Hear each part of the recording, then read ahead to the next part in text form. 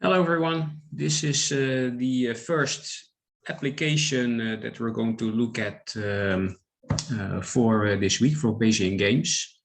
And let me first share the screen. The first application concerns signaling games. So what's a signaling game? A signaling game is a two-player game, and the two players are called the sender and the receiver, respectively. It's a Bayesian game in the following sense. The sender is the one who has several types, and the receiver has only one type. So there's only one person with a type space with more than one element. Well, it's a Bayesian game, so that means that the first thing that happens is that the sender learns his type, and based on his type, he can choose an action. That action is called a signal, and that signal is then observed by the receiver. So the receiver does not know the type of the sender, but he can see the signal that the sender sends to him. And then that's the information that the receiver has. And he can then consecutively choose an action based on the information that he got from the sender. And that is the end of the game. So they both receive a payoff and the game ends. All this is usually depicted in this way, in this kind of diagram. So let's go through the explanation for a moment to see how all these notions are indicated over here. So the first thing that you see here is that this is a game where the sender has two types, namely T and T prime. So T is the upper type, you could say, and T prime is the lower type. And actually the game starts here in the middle in the chance move, and these 0.5 here up here and 0.5 down here means that with probability half the upper type is realized, and with probability half the lower type. So you could say the prior is a half with probability half type T, and with probability half type T prime. So now the sender learns his type, so the sender knows whether we are in the upper part of the diagram or in the lower part of the diagram. And based on that information, he can choose an action, and he has two actions in this case, namely to send the signal left to the receiver or right. So we can go to the left of the diagram or to the right of the diagram. Then the receiver observes that signal. So he knows whether we are on the left-hand side of the diagram or on the right-hand side of the diagram, but he does not know whether we are in the upper part of the diagram or in the lower part. That means that player 2 only knows whether he is, let me clarify that a bit more. So player 2 only knows whether we are in one of these two nodes or in one of these two nodes over here. Oh.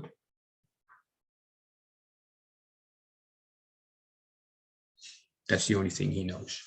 So he knows whether he's in one of these two nodes on the left-hand side or on the right-hand side, but he cannot distinguish between this node over here or this node over there. So he cannot see the difference between these two.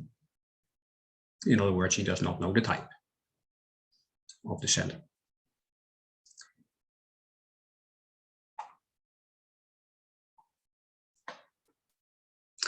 And based on that information, the receiver can then choose to go up or down. So he has a choice to make on the left-hand side of the diagram or on the right, and on the right-hand side of the diagram. And then in these end nodes, we have payoffs. So for example, if we would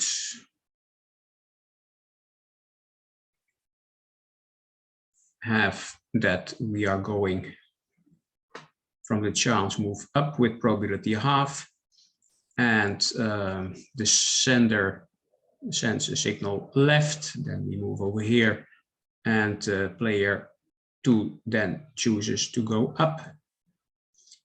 We end up over here in this node, and then player 1 gets a payoff of 0 and player 2 gets a payoff of 1. That's what these numbers indicate. So that's how you read the diagram.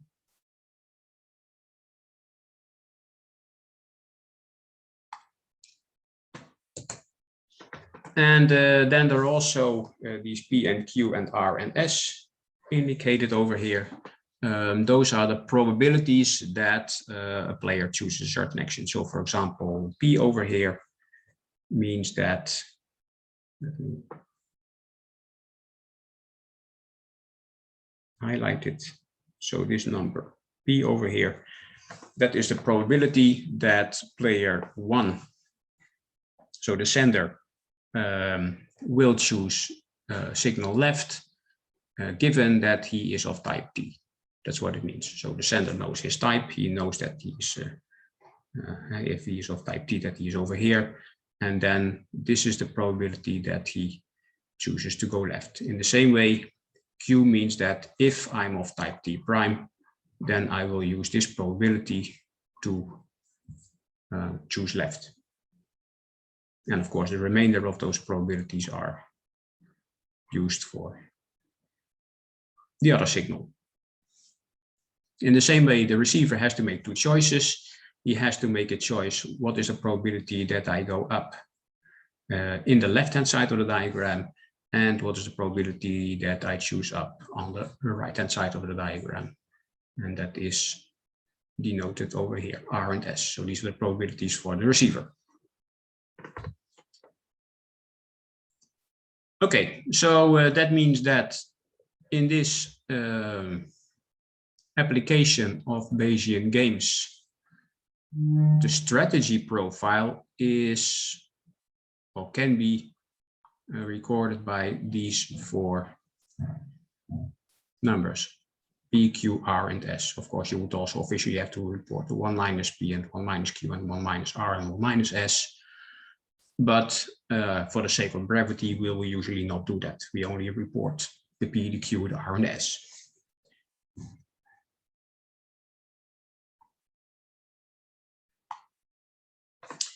Okay, so that's a strategy profile. And now, like before, in the general setting, we can ask the question: is such a profile a Bayesian Nash equilibrium or not?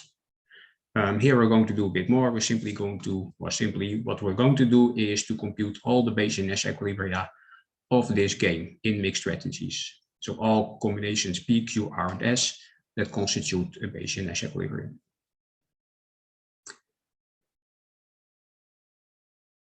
So this is the central task for the analysis: compute all BNEs.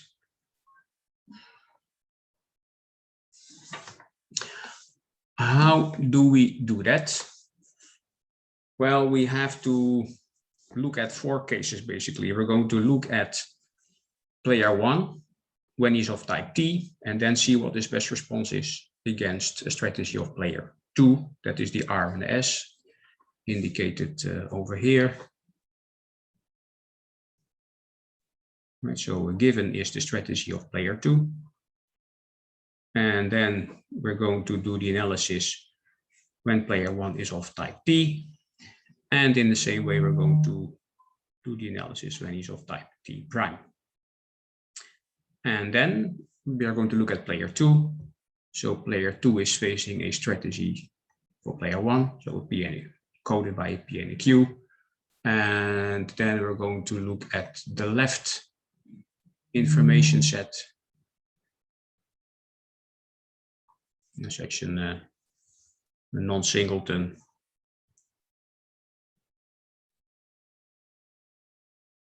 Group of decision nodes is called an information set. So we've got one on the left where he has to choose between up or down. And in the same way, we're going to look at the right information set.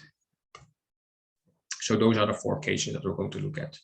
given RS for player 1 when he's of type T and T prime, and given PQ for player 2, what happens when he's in the left information set and in the right information set.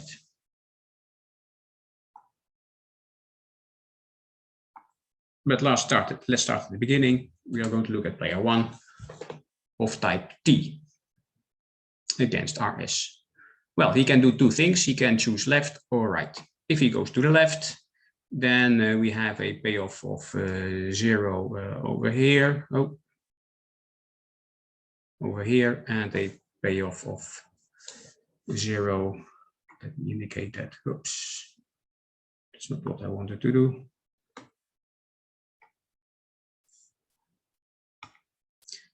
And so if he goes, if he is over here and he chooses left, then no matter what player 2 is doing, the payoff is 0. So that means that if he chooses left, player 1 of type T gets a payoff of 0. What happens if he chooses right?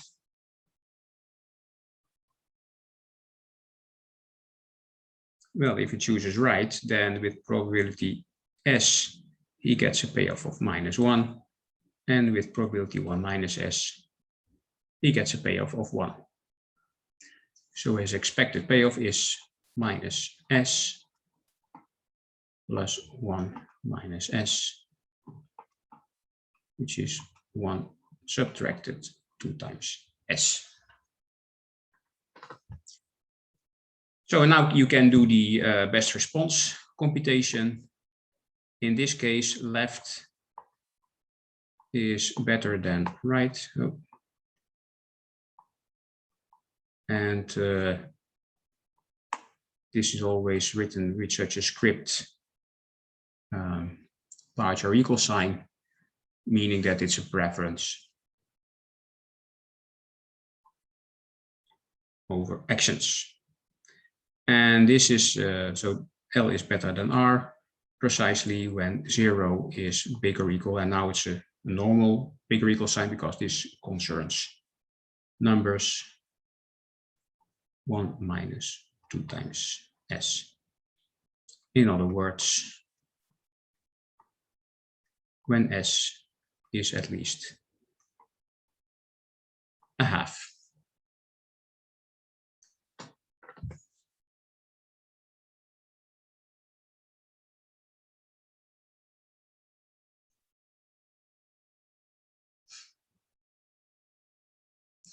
And that is written over here, right? That's what we just said. Left is better than right, precisely when S is larger than or equal to a half. For player 1 when he's of type T. The same kind of analysis you can do when he's of type T prime. And if you do that correctly, you will see that then left is better than right exactly when R is bigger or equal to a half. So that's player 1. Now player 2. So maybe I should explain that here. So now we're going to look at player 2. I don't have a slide with only this figure on it, so I'll simply write it over here. We're going to look at player 2. Let's say in the left info set.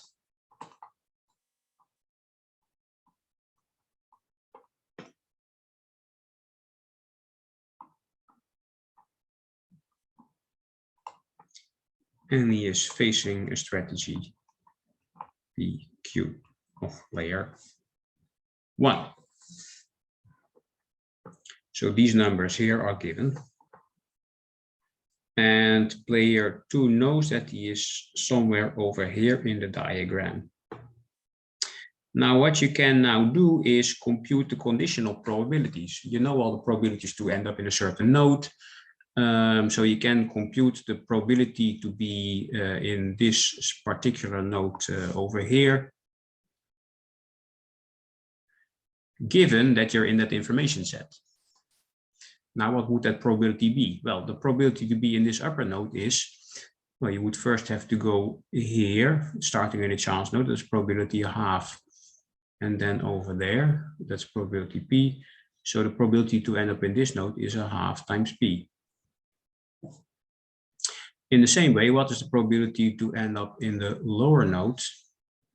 Well, I have a probability of 1/2 to go down and a probability of Q to go to the left. So that is 1/2 times Q. So what is now the probability to be up here in this upper node, given that you're in this information set? Well, that would be 1/2 times P divided by 1/2 times P plus 1/2 times Q. And over here, that would be 1/2 times Q divided by 1/2 times P plus 1/2 times Q. So these are the conditional probabilities, and you could use those to compute expected payoffs. However, that is usually not what we do, because we typically ignore this denominator. Why do we do that? Well, because this denominator is going to appear anywhere in these expressions. So if you want to say when is up better than down, and that's what we're going to compute, when is up preferred as an action over down, then in all these expressions, you will have this denominator, so you might as well skip it. And so what do we get effectively? Well, what you're going to say is, what is now the probability if I play, what is my expected payoff if I play up? Well, with probability 1/2 P, I get 1.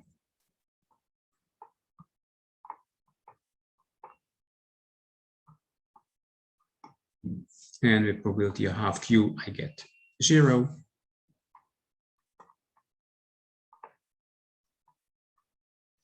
And that should then be better than what I get if I play down.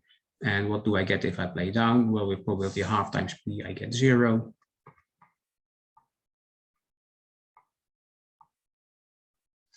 And with probability 1/2 times Q, I get 1.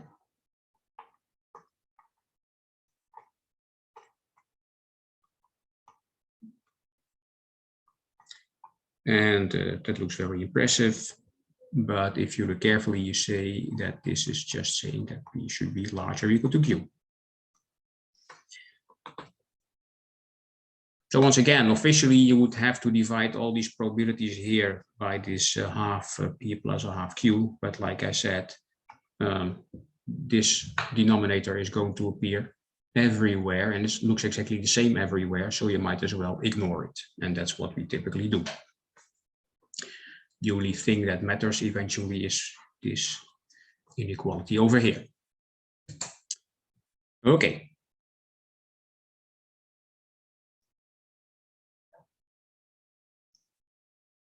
So where were we? We computed this, and now we also computed this. And you can do the same for the right information set, and you will find the same inequality. And you can, you could say, visualize all these in the following diagram. So what do you see here? Over here in this left square,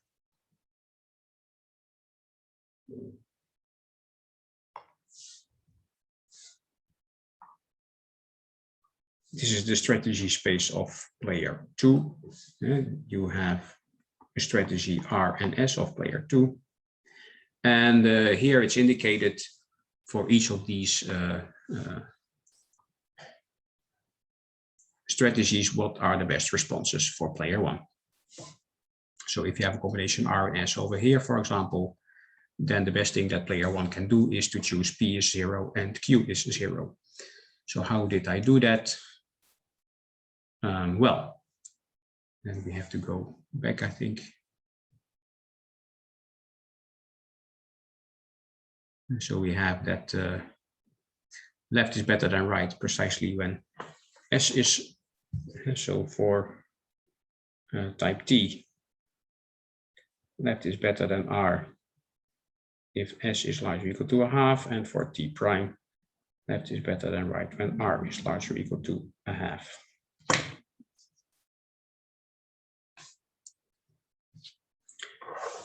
So one of the things that we had was that for type T,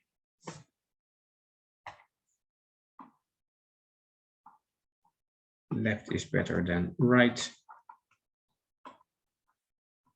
precisely when S is larger or equal to a half.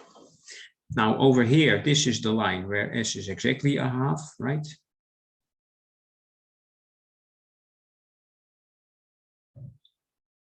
So S ranges from 0 to 1. And over here, S is a half. And well, so apparently up here, left is better than right. And what does that mean? It means that you have to choose P is equal to 1 above that line. And down here, right is better than left. So that means that you have to take P is equal to 0. And P is equal to 1 means go to the left with probability 1. And P is 0 means go to the right with probability 1. And in the same way, this division line over here, where R is a half, makes the difference between Q is 0 over here and Q is 1 over there. And that way you can get these 4 blocks. And something similar you do for player 2. And so strategy of player 1 is a P and a Q, and against that, player 2 can figure out what are his best responses.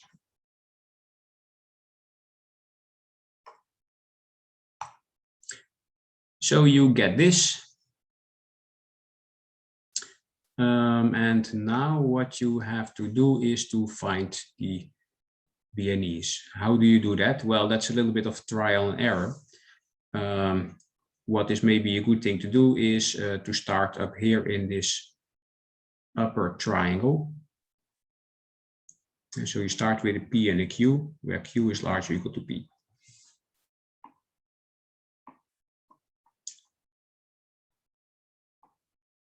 Over there, we have a best response. R is 0 and S is 0 for player 2, meaning that the best response is to, so if you have a strategy over here, then the best response is for player 2 is to play this. What is the best response against that best response? Well, P is 0 and Q is 0, so over here. So it means that this strategy over here, together with that one, is not a BNE. But this one, combined with that one, is a BNE.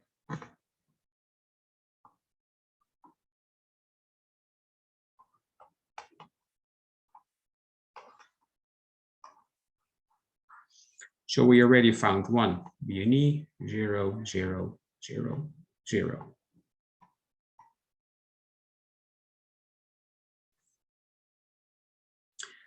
In the same way, down here,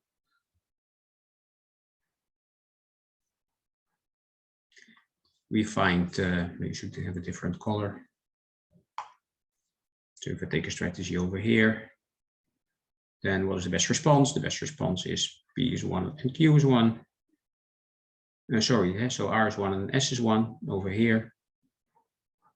And then that's over there. And then against that strategy, this is the best response, which is over there. So this point here, together with that one, is not a BNE, but this point here in the corner, combined with that one, is a BNE. So that is 1, 1, 1, 1. Is that everything? Well, not by a long shot, because you could still have, and you will in this case have, equilibria that are exactly on the diagonal, where P is exactly equal to Q. Why is that a special case?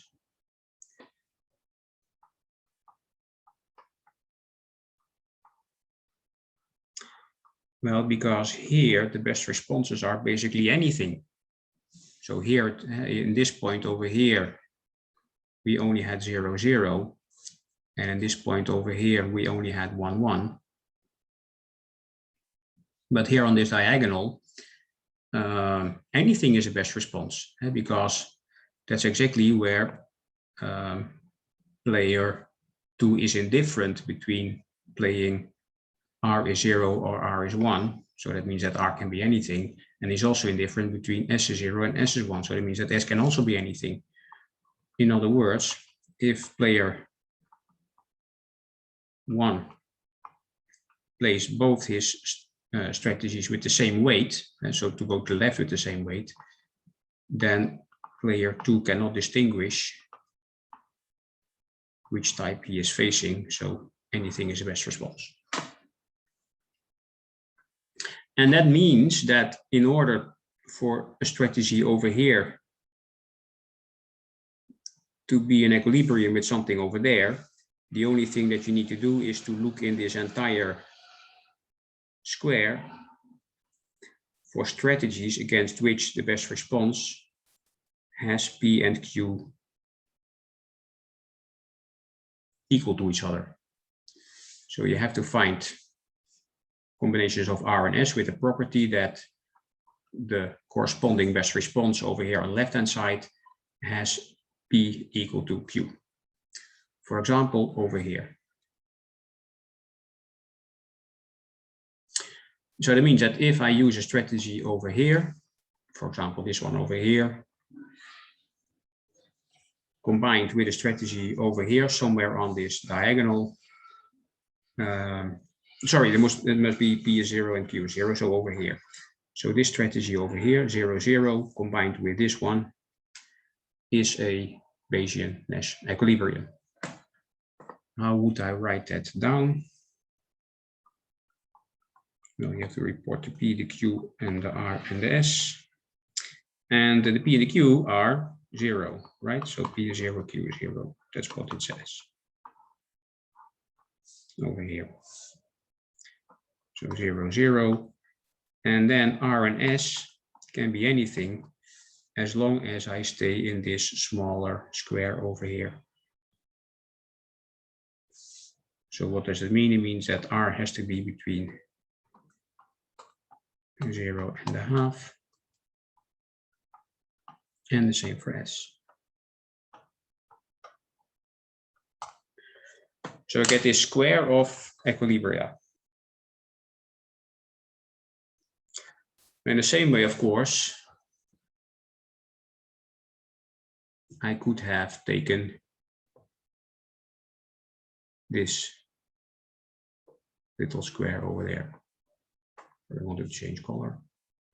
This little square over here, combined with 1, 1 over there.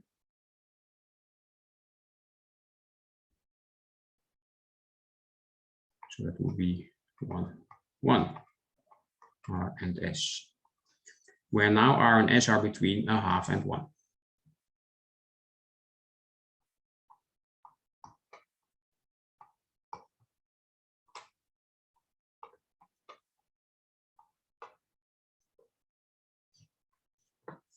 And so you see the first two that we found were actually special cases on this. The 1, 1, 1, 1 is one of these, and the 0, 0, 0 was one of those. So far we found these two squares. Is that now everything? No, still not, because if you look over here exactly in the middle, where R is 0.5 and S is 0.5, anything is a best response. So that means that if you combine this one with anything on this diagonal, that would also be a Bayesian Nash equilibrium. And that is, I think, written also over here.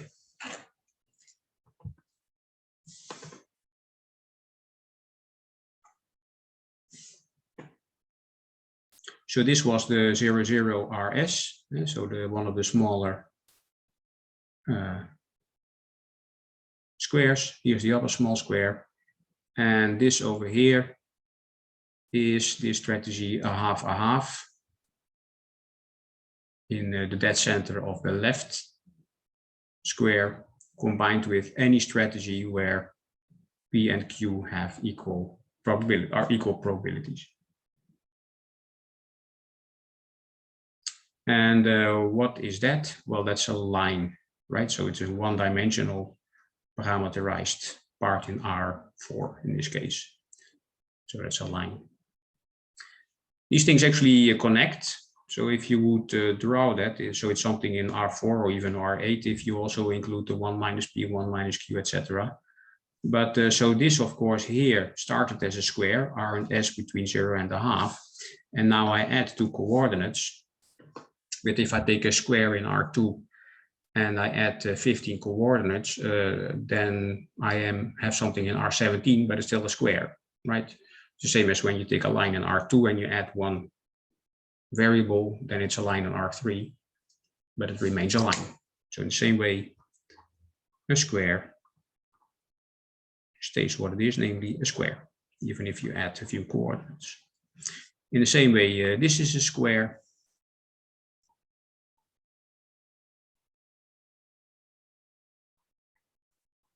And the line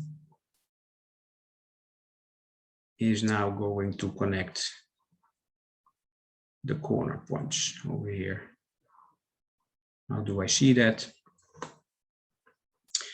Well, you see, for example, 0, 0, a half.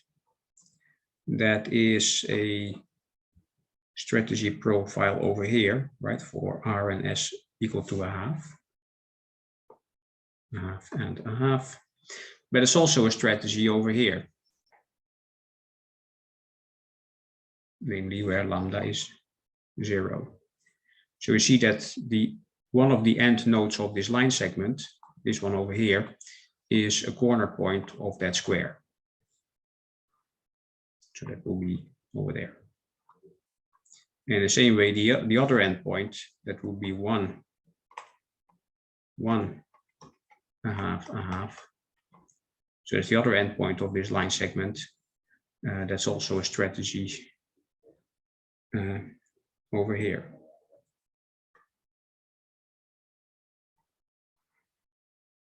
So it's a corner point of the other square. Okay, so I think this is all that we have for signaling games. I hope it's clear, and if not, you can always ask questions during the tutorials. So see you either there or in the next lecture.